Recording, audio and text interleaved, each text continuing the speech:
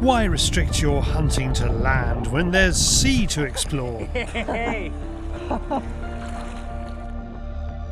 We're in Cornwall with game cook Cai Ap Bryn. For years, the Welsh game and flames wizard has felt he's scratching the surface when it comes to free, fresh, sustainable wild food. Is it quite flattering? So he's finally embarking on a deep learning curve under the watchful eye of some of the best spearfishermen or spearos in the country. It's going to probably take us an hour or two. Just to get comfortable and kind of find out where we're at. Yeah, where you are. And then after that, we will move to a spot where we're going to start hunting. Okay. When people go rifle shooting, they get buck fever. Okay, yeah. Do spearos get? Yeah, all the beginners. You will see Cai, yeah? Yeah. 2 hands on the spear gun. But yeah, no, it's normal. You know, you get excited. Oh, I'm going to get this one, and you're going to miss it. Then it gets printed in your head, and then the next one you're going to be okay. I'm focusing now. Maxime Blondel, known as the Frenchman, is at the top of his game. He's going to be teaching Cai the ropes. Matt Coombe is the local boy and has arranged the whole thing. You're going out and collecting your own food. What could be better? You know exactly where the food's come from that you're putting on the table for your kids and your family and your neighbours, and you've put in the hard work to get them. Matt shoots too, so the plan is to try and bag a buck as well as a bass. Many of the guys we meet shoot rifles, shotguns and spear guns. In return, Cai is going to do what he does best: take the catch of the day from half a dozen local spearos and cook up a feast. Spear and sear.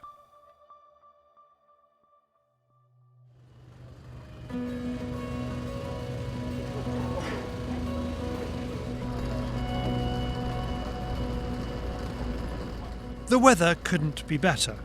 The boat launches from Foy and Cai will be in the water for the next few hours, holding his breath. We've got today is a bit of a crash course, to be honest with you. There's probably so much to learn, but if we get all the basics, the kind of the important stuff out of the way, then when I go home, then I can continue learning off Seaford in East Sussex.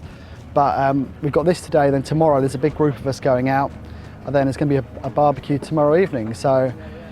More than just pebbles and seaweed. Yeah, I think, you know, it's going to be a lot of bass around, hopefully, some pollock, maybe some wrasse. We'll probably see a lot of life. So yeah, I'm really excited. I said the weather's good, and yeah, I think we're just waiting now to get in there. So give us a fish call. Apparently you've got to do the. I don't know if that works. You're trying to make me look stupid. I don't know, but we'll find out. But you're laughing, so it's. Looks like you've eaten one of your burgers. No, thanks. It's not burgers anymore. We're higher end. Yeah, higher end than that. Yeah.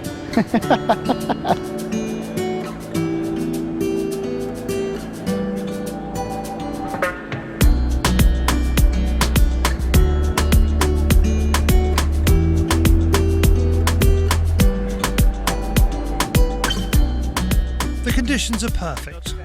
Flat calm with visibility of 7 metres, which is about the depth we've anchored in. For experienced spearos, it's the equivalent of the shallow end. Some of these guys dive to 30 or even 40 metres to hunt fish.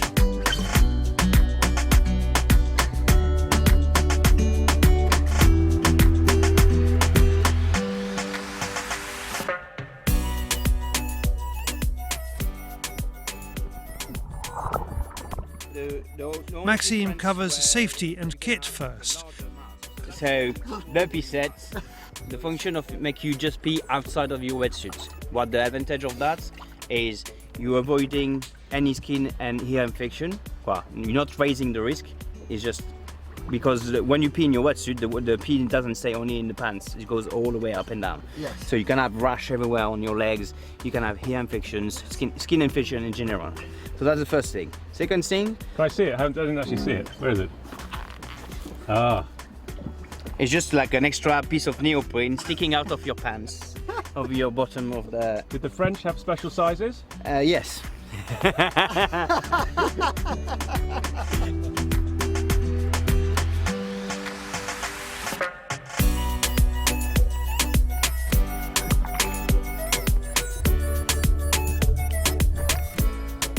Once Cai is diving efficiently, he is introduced to the gun. If you try to load your gun into steps, it's not going to work. But if you do it in a motion, so I'm going to push that, squeeze my scapula, and then in the same time bend. Yeah, I'm already on the first hook. So I'm not loading any guns outside of the water. Okay, first it's forbidden, but also it's not safe. So much of what Cai learns is about efficiency. Moving an arm, holding kelp, all burn oxygen, reducing bottom time, and in many cases that's the key to a successful outing. A thing people need to put in their mind, the breath hold is not what is important, is what is around the breath hold. We go from the surface with that tank of oxygen, and then we go down, it's still the same, so you don't want to burn it doing movement you don't want. The general public, after probably a day with an instructor, they probably reach the 1 minute and a half on the static breath hold, or even probably longer for some people. They can reach the 1 minute, but it's the condition in which they reach that 1 minute. This is Nick Collins, one of the most experienced spearos in the country. He uses his fieldcraft and impressive breath-holding ability to stalk or lie in wait for fish. What surprised me, because most of my filming is done of hunting birds, or whether it's deer or whatever it may be, the similarities and crossover. Do you see that yourself?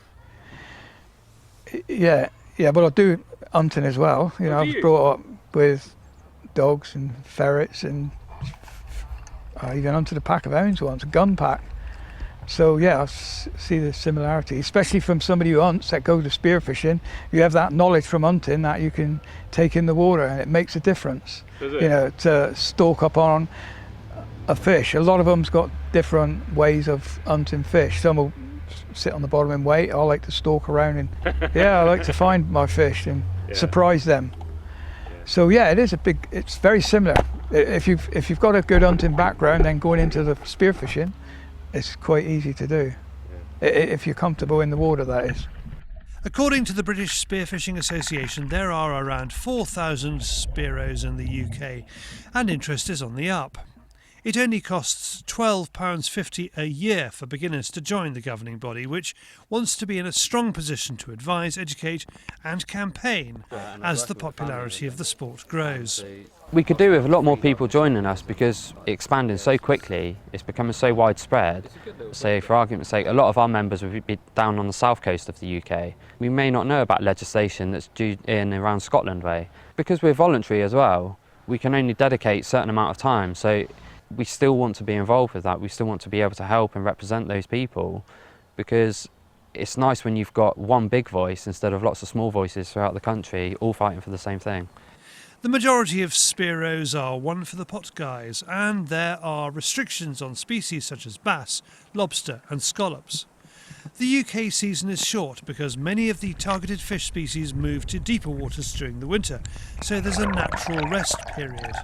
Unlike the Med, where the fish can be spear shy. Basically, the fish adapted. He adapted very, very well. He knows what a spear gun is, so when he sees one, he kind of run away. Here in the UK, I find that for me is like an aquarium. There's fish everywhere. You take what you need more than what you found, but in the Med is more you struggle, and one day maybe you're going to pick up the right day. Back to the boat, and Cai is now hunting.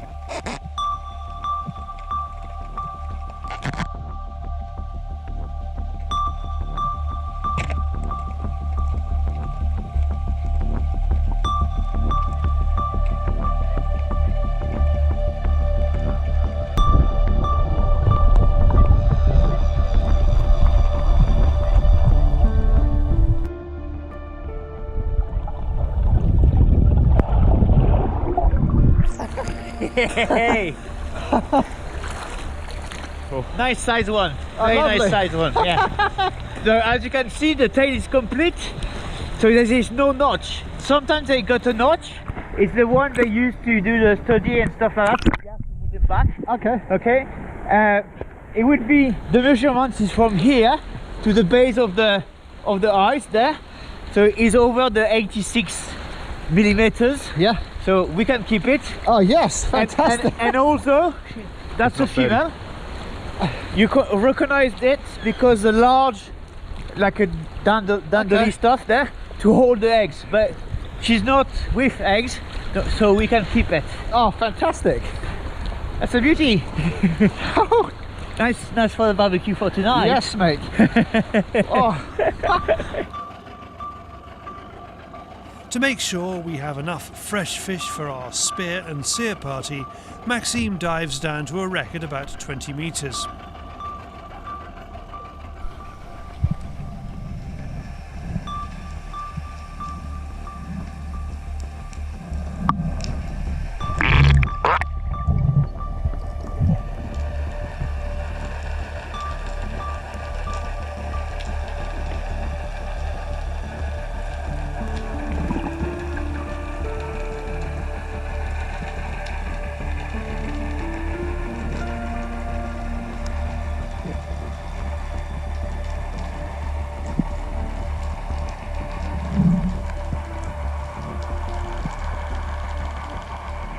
Now, as you watch these pollock swim by, don't forget he's holding his breath.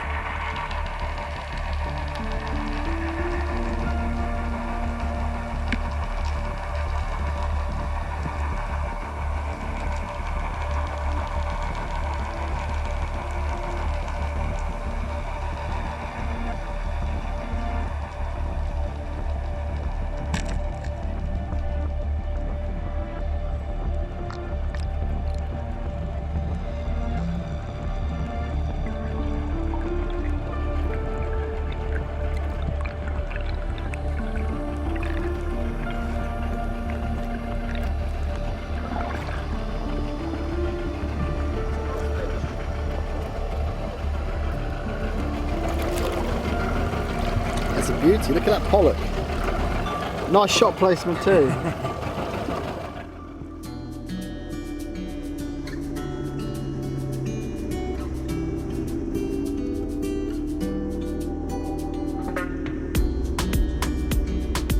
Cai finishes the day with 2 wrasse and a bass. And whatever you do, don't call it a sea bass.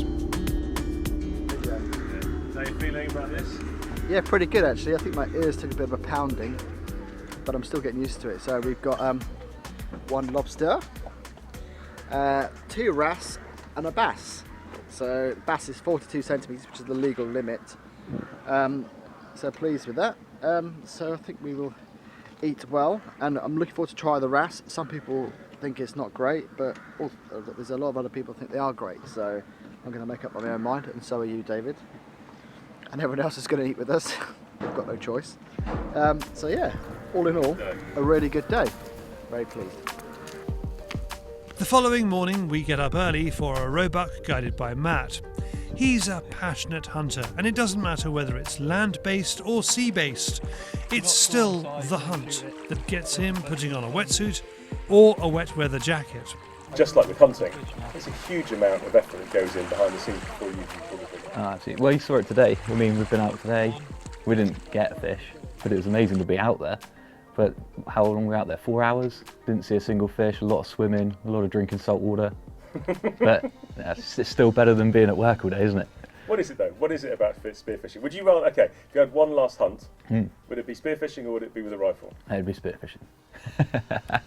I love my rifle, I love stalking deer, but you can't beat dropping down into the weed, lying there, making a few grunts, squeaking the band, and having a fish come in, and then you get that moment where you think, oh no, that's huge, I'm definitely going to miss. And then you hit it. Or you miss completely. Now you use the terminology then that a lot of people will not understand. Squeaking your band. So let's talk about the calling, because I did video you doing a bit of that today. So you call in fish. Yeah, so everyone does it a bit differently. Max will do it differently to me. So Max does a grunt. He'll have to show you his grunt. No, go on. I can't do it. Yes, no. I tend to do it with my bands. So when the spear gun is loaded, obviously these are under tension. We're not going to load it out of the water now. So what I tend to do is the band would be tight here, and I have no fingers on my gloves. I took the fingers off, and I just give it 2 little squeaks on the rubber. And if a bass is turning away from you, it gives you that little second, it will turn to see what it is, and it will come back around. Sometimes, not today. Yeah, but you got reactions today, didn't you? Yeah, we had a few reactions today, but you also play with sand and you do other things too. Yeah, absolutely. You can lie on the bottom. Sometimes you can flick the sand a little bit. If they're moving around you and you want to get them in a bit closer, you can flick a little bit of sand. I know they do that quite a lot, say in Australia and places like that. I've also taken a limpet shell, rub a limpet shell on the rocks. That tends to wake them up a little bit. With the bass, mullet will just carry on doing their own thing. They're not interested in that as much. Another similarity, you spot is the fact that you were wearing a camouflage wetsuit today. You're always going to have a shadow. You're always going to be an object in the sea that fish are going to be wary of. But if you drop down into the kelp or into a gully, the camo is going to break you up that little bit extra, and you're not a lump on the floor anymore. And how do you think Cai's done over the last couple of days? He's done really well. I think he's having a few ear issues, but I mean, to get out with Max was brilliant. Max is somebody that I would look up to as a diver, and to get first bass and his lobster and his wrasse, and yeah, he's still smiling now. Matt has enrolled spear fishermen from across Cornwall to deliver some prime fresh fish, and they don't disappoint. Maxime has been out on the rib, and oh la la, look at the size of that. Up on the hill, Cai is prepping dips, salads, and of course, the catch of the day. So what are you going to do with the bass? So we're going to do the bass two ways. So we're going to do it just pan-fried, really, really hot with some salt. And then we're going to actually do a bit of a tandoori paste and yoga with it as well. We've got pollock. We're going to just put that in some seasoned Cajun flour, fry that off with some pineapple and mango salsa, with a bit of chili and some guacamole and some homemade flatbreads as well. So I hope you're hungry, David. Spirits are high, everybody's smiling, and it's our last night here, so yeah. Cheers. Honestly, I took... Also joining us this evening is another well-known spearo, YouTuber Joe PK. When I started making the videos, there wasn't much information out there. There were barely anyone in this country making videos spearfishing in the UK. There are lots of Mediterranean divers out there doing it, and yeah, I just wanted to say, show people this is what you can access with a mask and snorkel and some fins. This is what you can do. It seems a really lovely but small community at the moment. Are you sort of worried that it will lose that sort of sense of family as it grows? Because I get a feeling that it might well grow, because there seems to be an awful lot of interest. I think, actually, no, I think on the contrary, growth will be really, really great for the hobby. I think also in the UK, 6 months of the year it's super tough. Poor visibility, rough water, it's super cold, 8, 9, 10 degrees around February, March. So the sea gets a big rest for a lot of the time. We get a rest from each other. And then, when the season's on, it's great. It's community feel, making the most of the weather when it's lovely. And yeah, I think the more people that do it, the more knowledge there will be, the more forums, exchanging ideas and knowledge. So it'll be great. Because hunters can be a bit elbows out. Very much so. It's the predator, isn't it? It's like, it's not the herd instinct, it's the predator instinct. Yeah. This is my patch, keep away. Is there a sense of that at all? Yeah, massively. 90% of the fun is actually discovering for yourself where the spots are. I think if you just say, you can catch this here, but you're not going to learn, you're not going to have as much fun. It's been an eventful and fulfilling few days with this Cornish crew. Cai has learned boatloads, and I wouldn't want to be a bass, pollock or a mullet off the south coast for the next few weeks. There's a new spearo in town. so much fun.